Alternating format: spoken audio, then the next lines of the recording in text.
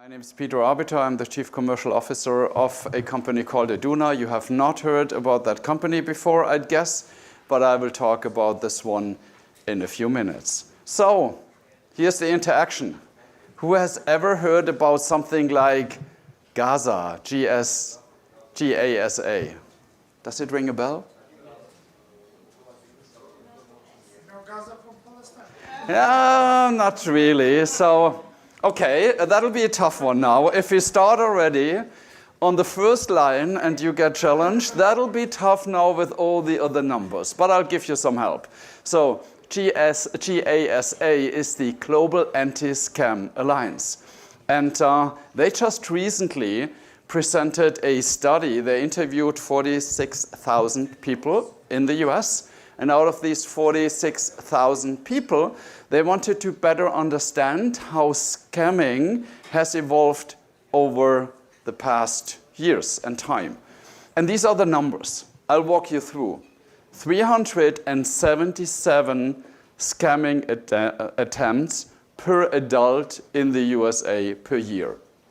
377. Now we have less days in a year. That translates into more than one scamming attempt per day per adult in the US. So if you look at the success rate from the fraudster's perspective, it's 22%.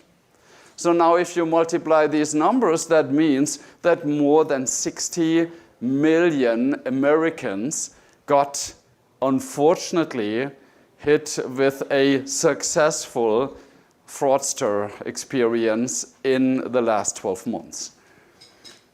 Now, again, a success, how does that translate into, in that scenario, what was the loss of these individuals per person? It was $1,068. And now you can do the math again.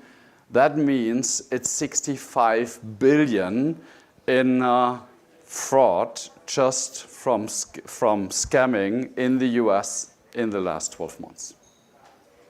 And this is tremendous. Now, unfortunately, and we talked about that AI is there for 20 years. Yes, one could argue. But on the other side, you could also argue probably not in everyone's hand. And that's exactly causing the problem. In the past, from a banking perspective, you try to protect the account from any kind of account takeover. So that was, from a cybercrime perspective, what you were focused on. And representing the telco industry, looking at the banking industry, you did that quite well. Unfortunately, these fraudsters also moved ahead because they no longer just intend to hack that account or to take it over. No, that got probably too complicated. No, they're going to take over the account owner, the individual. And now we are in that scamming fraud where people get called. We see that grandchild trick erasing. People get called. We see a typical calling pattern that after 15 or 20 minutes, an abnormal transaction is happening while someone is on the phone.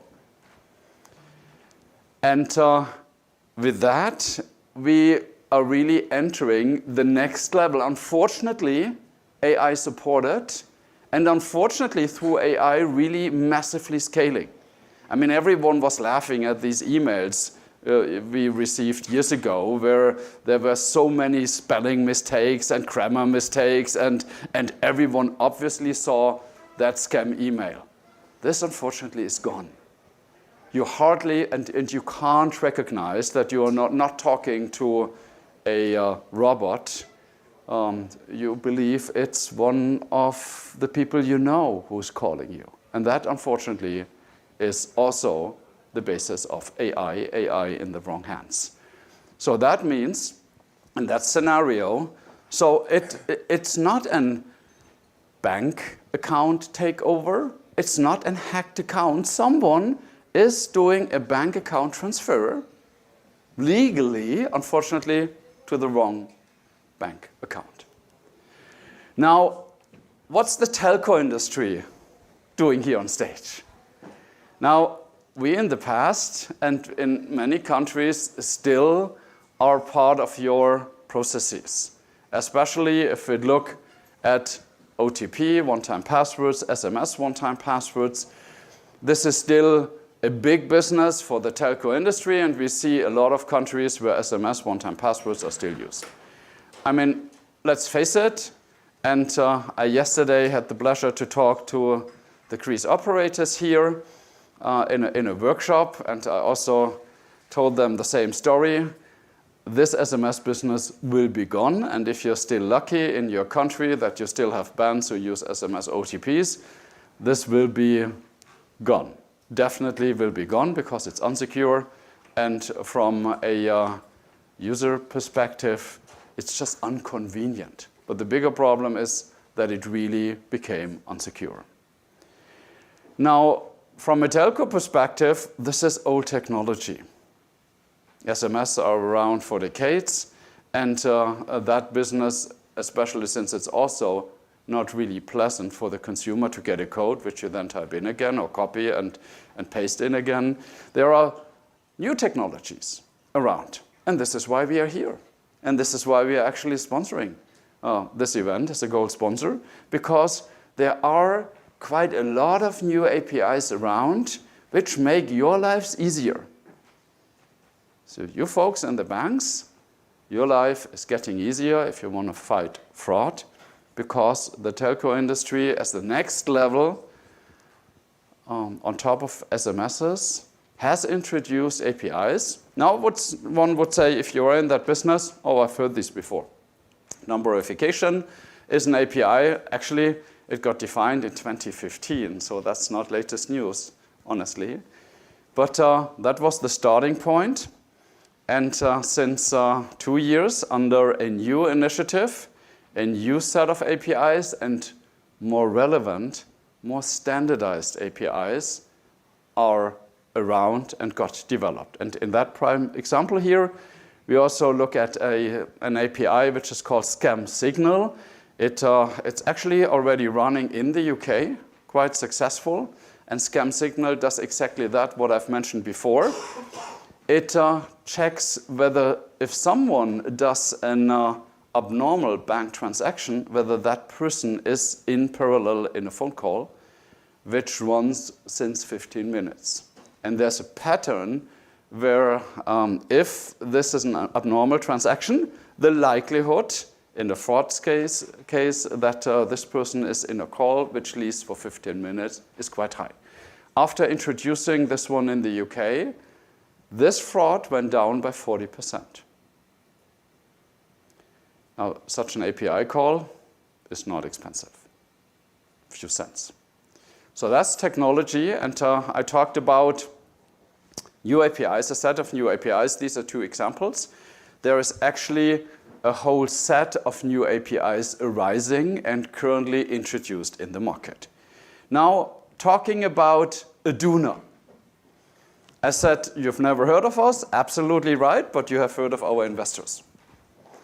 So we just recently got found as a joint venture, more or less of the telco industry. And if you look at these logos, what is interesting to observe, there are not that many occasions where the 3 American players, AT&T, Verizon, T-Mobile, as well as the 2 Indian players, Jio and Bharti, are doing something together. So you'll see 12 logos of companies who invested into Aduna or who founded Aduna. They've chosen a technology partner, which is Ericsson. Ericsson holds 50%, the 12 telcos hold the other 50%, and that joint venture went live end of July this year. Now, it's not limited to these 12 telcos. So Aduna's charter is to expose APIs in a significant easier way than in the past. That's news. Significant easier, so that all of you no longer have to deal with the complexity of the telco industry. Now, these 12 invested telcos are just the starting position. So Aduna's mission is to more or less cover the entire telco industry, and we will have the most relevant 25 countries covered by the end of 2026, next year. So by the end of next year, Aduna will provide the industry and the ecosystem with APIs, which are especially interesting for the banking sector. We have seen 2 examples. There will be 10 APIs available by the end of this year, so it's a significantly larger set of possibilities. Now, how does that now work? And with that, I'll get started now to introduce my panelists, but let's first look at how this comes together. So we need the telcos and their capabilities, and in our panel, we will have Deutsche Telekom representing the telco industry as one of many carriers. Then Aduna, as already just outlined, a newly found joint venture, which consolidates and aggregates these APIs so that it's northbound for a company called Vonage, who is specialized in providing solutions out of these individual APIs. An API is just an interface. And from a banking perspective, that's probably not something you really want to work with because you need to get really deeper into technologies. So this is why we have companies like Vonage who are then wrapping this one in solutions. And then we have with mBank a customer talking about that experience. And with that, I'd like to welcome on stage Andrzej Ochocki, the head of identity management at Deutsche Telekom. He's also the chair of the GSMA European, what was it, Identity Group? Yes. Then David Darmon, the Vice President International Sales, API from Vonage. And then we have Pawel Kowalski, the product owner for digital channels. So, Pawel, we are missing you.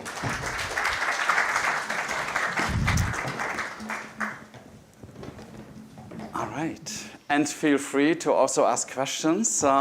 We will reserve some time. If you don't have questions, I just continue to ask questions here. So it's up to you whether you want us to go after the script or whether you challenge us with some new things. Let's get started with my first question to Pawel. So the world is changing. We've heard that this morning. We also talked about this one now from an anti-fraud perspective, but not just looking at anti-fraud. So what are the most pressing challenges you face on your way to deliver digital services? Okay, so first of all, we have to understand the customer perspective. We also have to understand the fraudster perspective. To create a process, we have only the mobile phone, because everything now goes into the mobile. So we started to think how to combine those all features together, how to make this smooth process, how to create it with the security by design and privacy by default, just to have this unique opportunity to make this seamless experience for the customer. So now we see that we as a bank can do a lot of things, but we have to find new solutions just to give the customer, let's say, bigger part of security by default, and the security should be somewhere in the background, because we do not want our customer to make a lot of actions just to feel unsecured, because we are trying to face them somehow. Thanks a lot. So starting from the customer perspective, moving now to the other end of that value chain, Andrzej, from the Deutsche Telekom perspective. Now, how has the digitization of banking impacted network security demands and service expectations? Oh, it's impacting a lot, and not only digitalization as such, but also other megatrends which we discussed this morning. So from our Deutsche Telekom perspective, we obviously see an increasing demand for encrypted secure connectivity services. So connectivity is basic of all we do with digitalization. On top of that, of course, we heavily invest into the capacities, into the clouds and data centers. You might heard maybe recently our billion investments into the factories for the AI, so brand new data center just to cope with the future capacity needs which AI will require. But also what is our bread and butter, we do provide solutions for our customers which enable them to communicate through different channels, so omni-channel communication with their end consumer. And last but not least, of course, the topic of today, which is related to real-time fraud detection and fraud preventions. All right. Back to the customer and the bank, and let's better understand who is now who in that entire ecosystem. So how critical is authentication reliability? I mean, we talked about SMS, number verification is one example. Now for your digital banking services, and what are the limitations? So why is SMS fading out or will be faded out? The most critical problem right now is like SMS copying machines, like remote desktops or other kind of applications that are trying to get those OTPs in real time to the fraudsters. So our customers can feel insecure because we are not protecting them out of the application. Yeah, we have our mobile applications like banking applications, but we do not see a lot of things on the device and on the, let's say, traffic. Messaging traffic, SMS traffic, and so on. And the same thing goes with calls, yeah, because we have also the call verification, which are also with the OTPs, but they can be forwarded. And we as a bank do not see this. So the only one who see this is the Telkom. All right.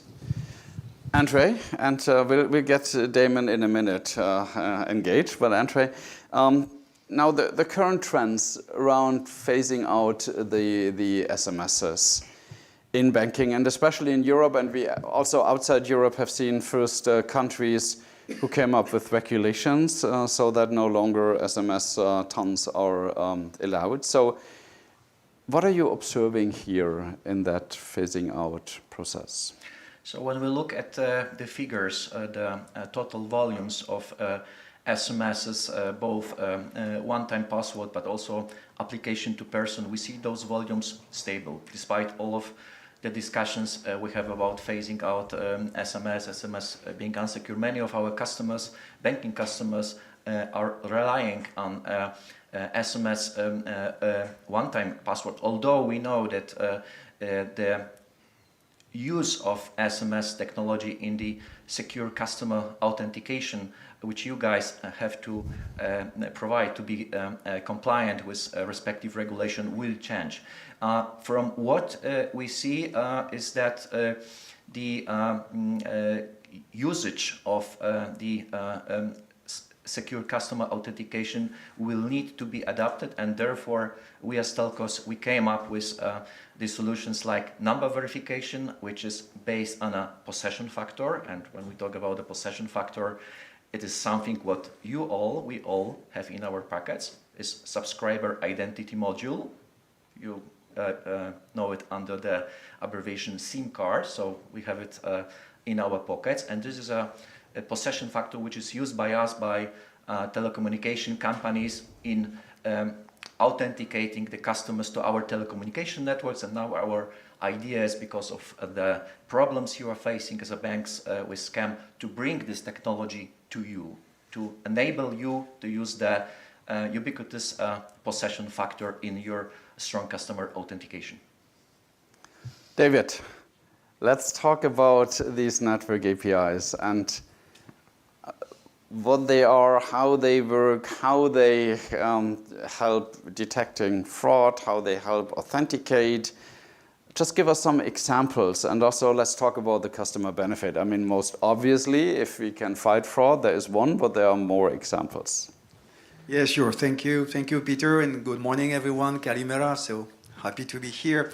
I would like first to start with, of course, it's obvious for everyone here, but when we talk about fraud in that particular area, so there are two kinds of fraud that we see. So one is the fraud that relate to identity takeover, identity theft, and that impacts like the end customer and the reputation of the bank.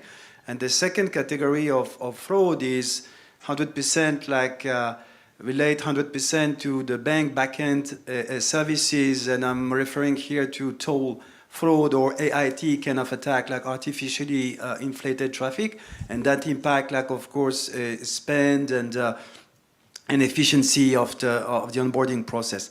So maybe we'll talk about the second case later. So for now, we'll focus on the number one, so authentication of users and threat around the user, and how do we solve these challenges with the network APIs in a much better way than what was done so far.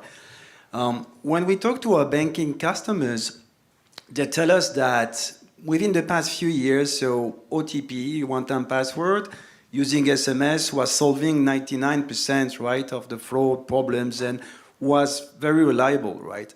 But as a matter of fact, and Peter talked about that, when you look at the increase of social engineering, right?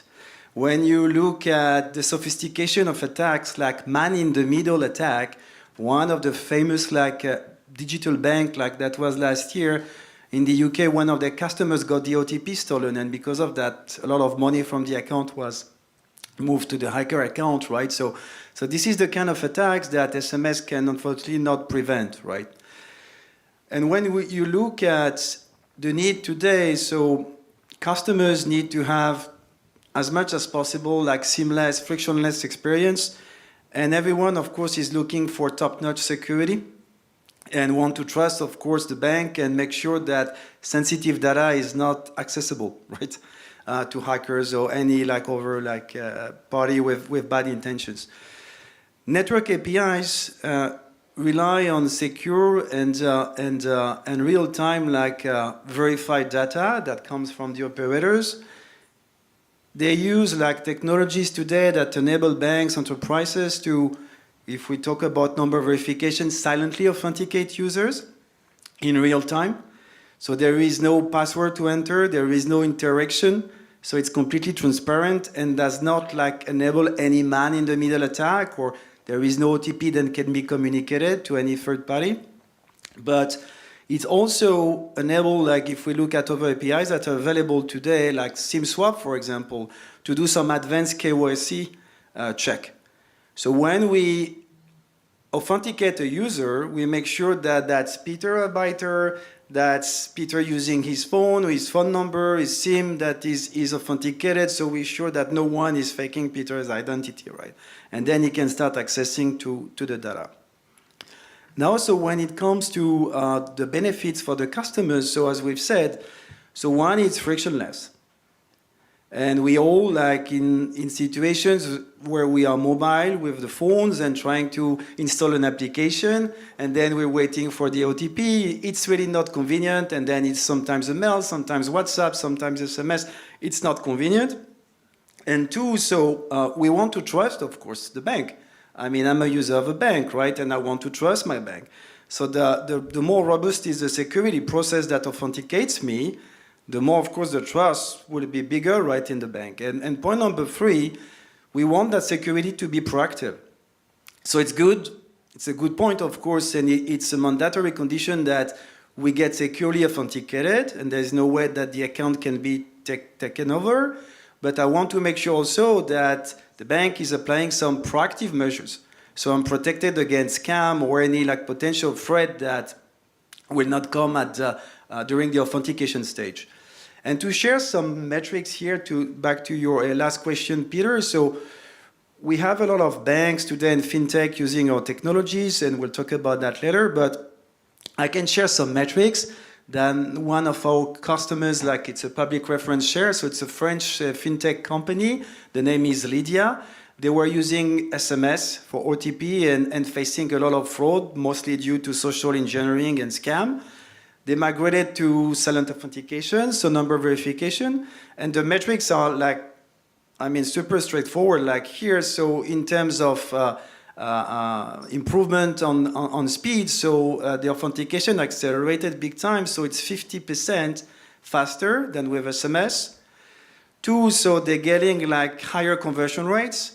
So the conversion rate increased from 82% to from 84% to 92%, so it's 8% more, right? And that translated directly into 26% more in terms of sign up.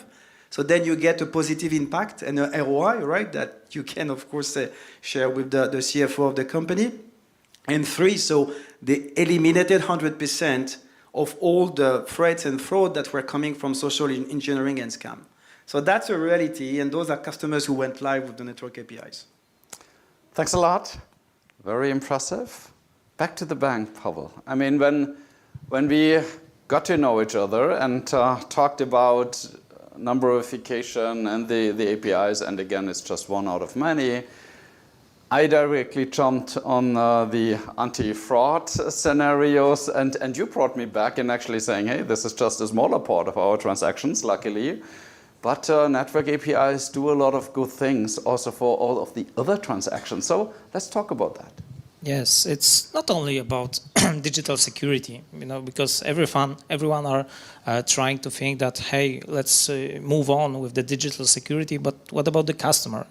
He doesn't want to know about the security because he wants to trust his bank as much as possible and he wants to feel secure there. So we are thinking about how make all of those processes, like different processes, to be analyzed in a step-by-step mode to see where there is a potentially fraud possibility to overcome it before it happened, before it happens. So we see that there are a lot of things which you haven't mentioned because you are talking only about the number verification now and the scam signal. But we are talking about many other processes that we have in the bank, like personal data change. You are changing the address because you are moving on to a different house. So we can use geolocalization. When you are, let's say, changing the number of your phone, you still are the possession of the SIM card. You have it. So why do we have to, let's say, call you on that number? Why do we have to send you some kind of SMSs? We are sure that this is really you because you give us this data. So we are thinking about how to improve not only the security, but also the user experience with all of those, let's say, APIs. And you were talking also about the scam signal, because currently there is a lot of social engineering problems, because the bad guys are calling and trying to tell you that, Harry, this is the bank calling you. My name is Pawel, I'm from the bank. So you have to verify yourself. I will send you the SMS data. This is not the SMS from the bank. Anyone can send an SMS to you. So the person is trying to understand how the bank process works, but he hasn't. He doesn't have to. We have to make it somehow very secure in a manner that the customer will not feel it. Because when there is a bad guy, we will know this as a bank. When there is a good guy, okay, we will let you do the job. Now, Pawel is using many more processes or has many more processes where he's now integrating telecom data to Telekom. So what kind of network APIs are you exposing? So as of today, we expose our network APIs on both sides of the Atlantic. So both as T-Mobile USA and here in Europe, we have a very similar set based on the global standard Camara, which Peter described in his introduction, but of course adopted to the original legal and regulatory frameworks. Talking about Europe, about what we offer here, as of today, we have very nice solutions which could reduce the fraud which you guys are facing. So the number verification is one of them.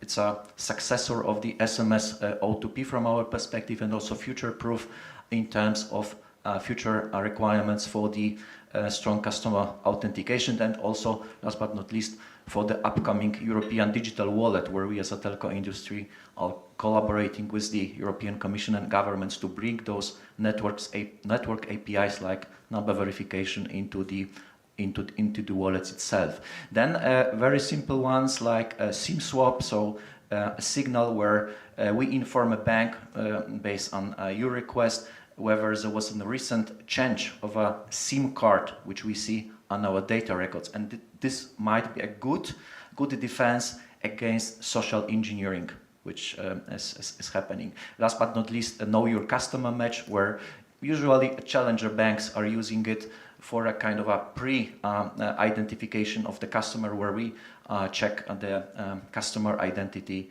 and the records we have. But there is much more, which is either available right now in Germany, coming very soon to other European markets like Greece. Here we want to be technically ready by end of this year, so starting January 1st, Greek banks, we are encouraging you to start testing those APIs here locally in Greece with our partners together. The new categories of the APIs which I'm referring to are related to the location, and location is quite important signal. It might be either simple information whether customer is in roaming or in home network, or maybe even thanks to the capabilities we have in the 5G networks, really up to the very, very precise level of few centimeters. Imagine about ATM machine in the shopping mall, so we will be able to give you information about the floor even. And last but not least, because today we were talking very much in our panel about the fraud prevention API, but just to give you a bit outlook what is coming in 2026, which is fitting very much what you were referring about the megatrends this morning. So network APIs related to the service quality differentiation, which we do believe it might be also a new thing for you for provide new future experiences in the banking. Last but not least, some of you are involved in crypto, so there is also a Camara blockchain API, which is already standardized, and we plan to introduce it as well. All right, so we have Pawel on the banking side who wants to use all of these information in the processes. We have Deutsche Telekom with their entire footprint, Cosmote here, T-Mobile, yes. There's something missing in between, because if you just have these APIs, and that was easy in former times when it was just SMS, because SMS is fairly well known to everyone. We are now talking up to 60 new APIs, which are currently defined under this Camara project. Not everything is available right now, but it's significantly more than one SMS. So how does now the capability which sits in one network or in a few networks of Deutsche Telekom come to Vonage? I'll add before I hand it over to you, to the banks, that Aduna's purpose is now to talk to the Cosmotes here in Greece, to the Vodafones here in Greece, to the Novas here in Greece, as well as the operators in other countries, because it makes no sense if only Deutsche Telekom has these APIs. It has to be the full country which is covered. So this is Aduna's role. So we ensure that these capabilities Andrzej was talking about will also exist in the other networks. But then we just have the capability. How do we now get to the banks and to the solution? Yeah, very good question, Peter. Thank you. Can you hear me well? Yes. Yeah. So as Peter and Andrzej said, so when you have like a full set of APIs, that's great because they address like pain points and they provide solutions to real like problems or challenges that you want to address. But then comes the time to integrate these APIs. And when I look at our banking customers today, they are all global banks. So they operate in global markets across the globe for most of them, right? And when they integrate like APIs, they want to make sure that they will integrate these APIs like once, so they won't have to replicate in any region for each of the vertical they're targeting that integration. So bottom line, they're looking for a unified solution that it's at scale and will enable them to go to market like rapidly with limited efforts in terms of integration. So that's what we provide with solutions like Verify, for example. So Verify is a multi-factor authentication solution that includes the silent auth, number verification that we get through Aduna, from the Deutsche Telekom and the other CSPs of the world, but not only. Like with Verify, you have also like failover solution, for example, like if in a country there is no silent auth available, you can use RCS or WhatsApp or SMS or voice or whatever for authenticate. We also provide within the Verify solution, so velocity rules that are infused by AI. So that way we provide some advice in order to choose like the best authentication channel in the country, depending of the conversion rate that we see, but also make sure that we prevent like user like centric attacks. Last but not least, so with a solution like Verify, so we provide an economic model that enables you to be in a position where you can demonstrate an ROI. Why? Because we charge only on successful transactions. And two, so because as I was sharing the example of Lydia, so you will enjoy like significant improvement on the conversion rate, right? So fraud elimination, in most of the cases, so we try to bring it back to zero, but let's say fraud mitigation or elimination. And two, so higher conversion rates. That's one solution then. We have other solutions like identity insight, for example. Because again, authenticate securely user is good, but not good enough, right? You want to make sure that this user is really the person that is claiming or she's claiming she is, right? So run again this old KYC check, make sure that the SIM was not a swap, right? So those are all the checks that you want to run. And again, these APIs rely on verified operator data that we trust and that enable us, again, when we deploy these solutions with you, to give you the possibility to integrate once the Verify, for example, API into your workflow, your application, and then roll it out across the cloud. Thanks a lot. And I think with that, we'll hand it over to see whether we have one or two questions. Fast ones. Over there, on the left. Hi, good morning. Thank you for the very fruitful discussion with slides. Do you have any insight on what is happening on the other side of the world on the same topic? Which side of which world? I'm wondering, because you're obviously on the topic, all of you, the whole process flow of this service. What is happening on the other side of the world, meaning how do in China or in Japan treat the same problem? Yeah. So China is well advanced with the network APIs. So they are leading the pack. We have, through Bridge Alliance, access to the Chinese carriers. We have directly connected the Japanese. So they also got started and got engaged. With the exception of Rakuten, where we haven't started yet. The other three are members, and KDDI is even invested into Aduna. And on the other side of the world, we will launch actually tomorrow AT&T. And AT&T, for those of you who had a business in the US, was always the problem child, so to say, because they were quite reluctant to provide access to their network. So they will launch end of this week, and with that, we're going to go live with them, with Verizon and T-Mobile US by January. Thank you. Very nice discussion, by the way. Thank you.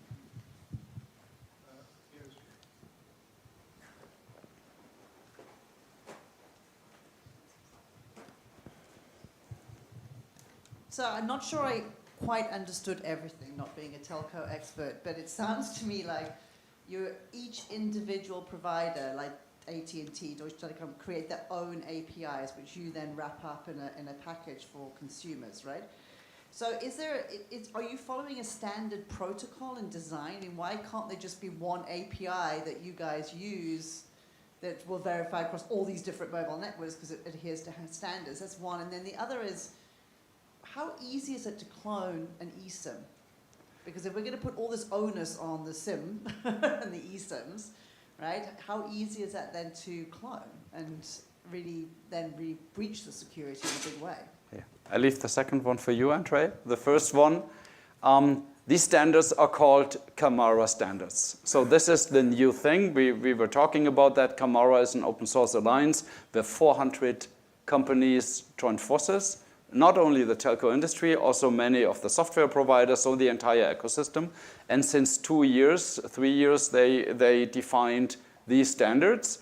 And this is why this version is the same one then with Vodafone, is the same one with Telefonica, and by us then aggregating them as Aduna, you get one API. And why do we need so many of us here? Because Unfortunately, just in Europe, you have 73 mobile operators, thanks to regulation, so 73 times an API.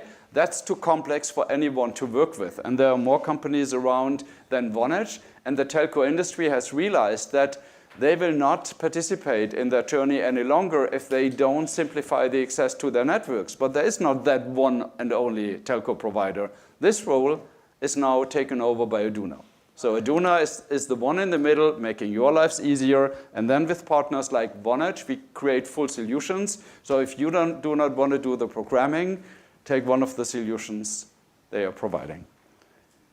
eSIM cloning. eSIM cloning. So the SIM, SIM are many different form factors which have evolved over the decades. It's a very, very broad aspect. So we as telecom operators obviously use the SIM card, subscriber identity module, as a base, as a trust anchor into all what we provide, controlling the access to the services, allowing the right people to use to consume our network and our capabilities. And over the decades, along with the standardization, so starting with the 2G, then through 3G, 4G, 5G, now we are working together on 6G initiatives, 6G, sixth generation of networks. We of course evolved the SIM card technology itself with